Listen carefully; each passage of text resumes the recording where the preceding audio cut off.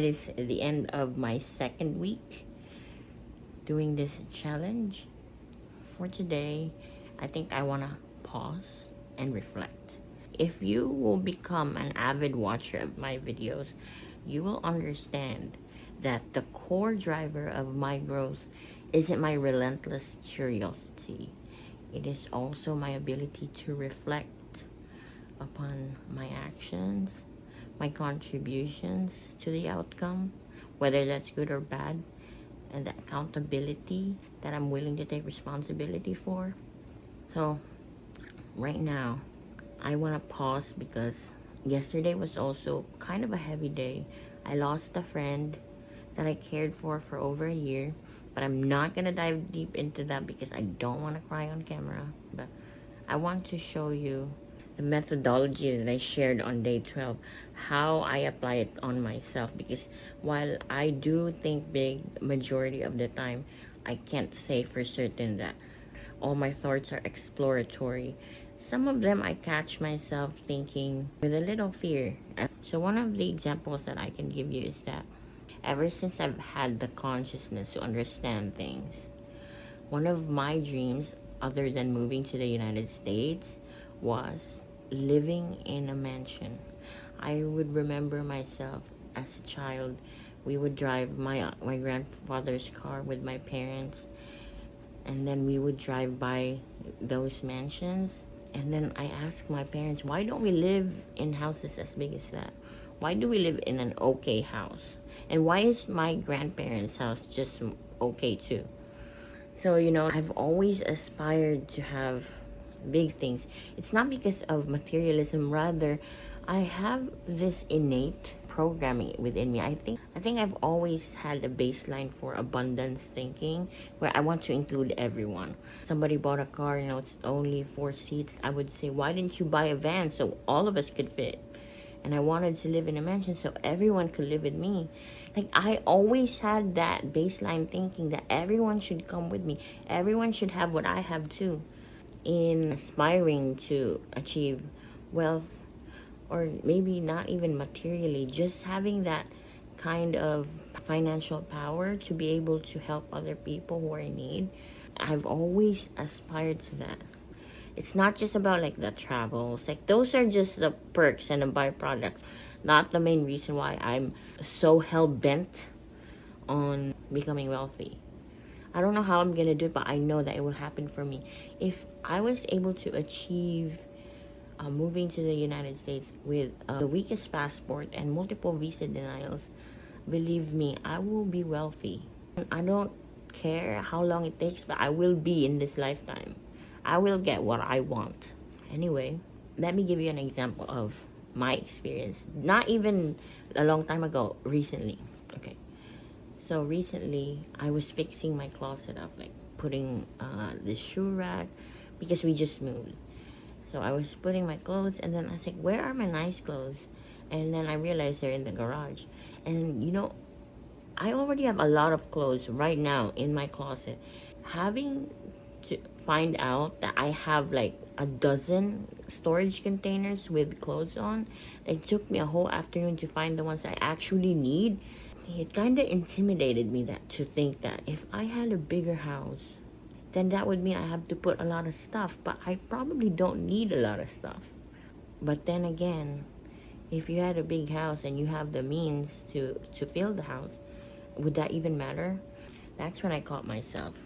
I thought, am I really leaning towards minimalism, or was that just my fear convincing me that too much stuff is a burden, and you don't need to fill your life with more stuff?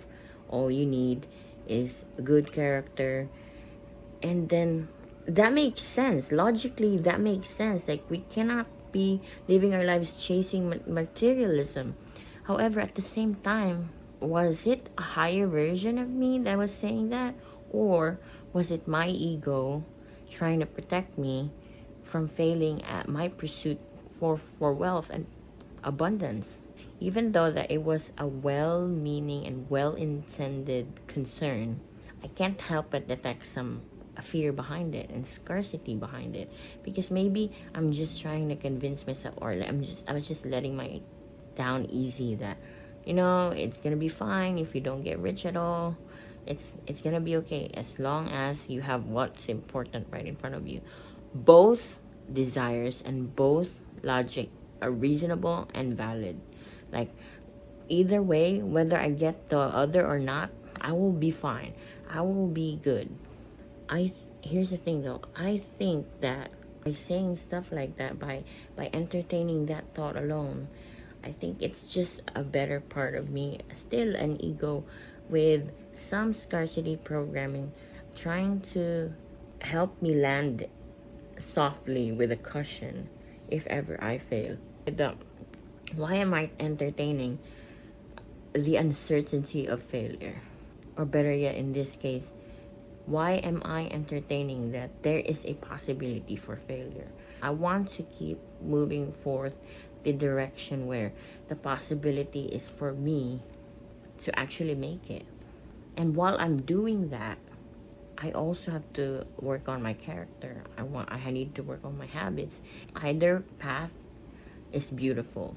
And at the end of it all, I want to be the kind of person who has the strength of character that my children will look up to, that my friends can depend on, that, something that nobody can take away, whatever the economic status may be.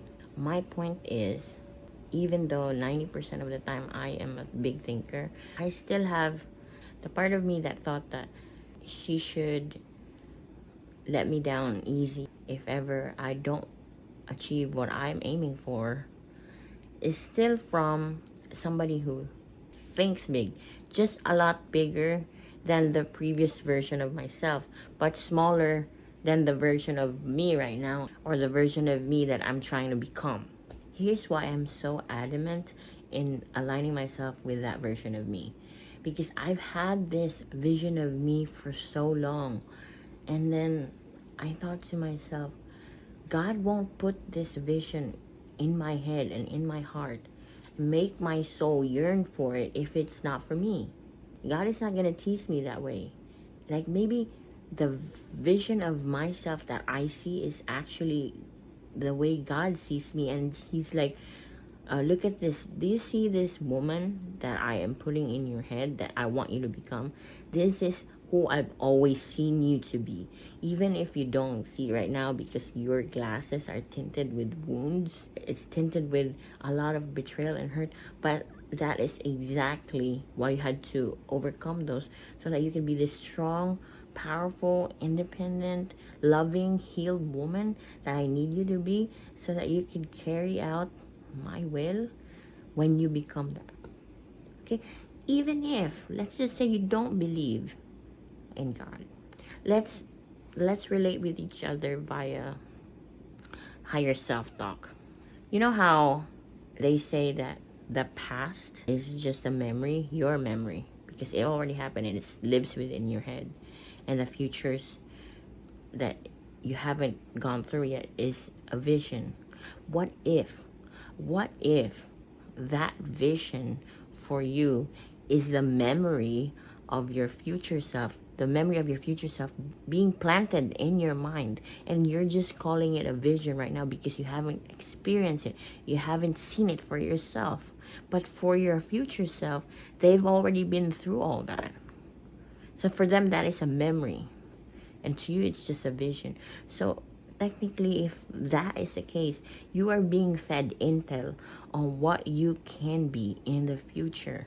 How you get there is based on the choices that you make today. So instead of making choices out of fear, you have to fight through that and find a way to flip that negativity and fear into hope and possibility, that things are gonna work out. How about that?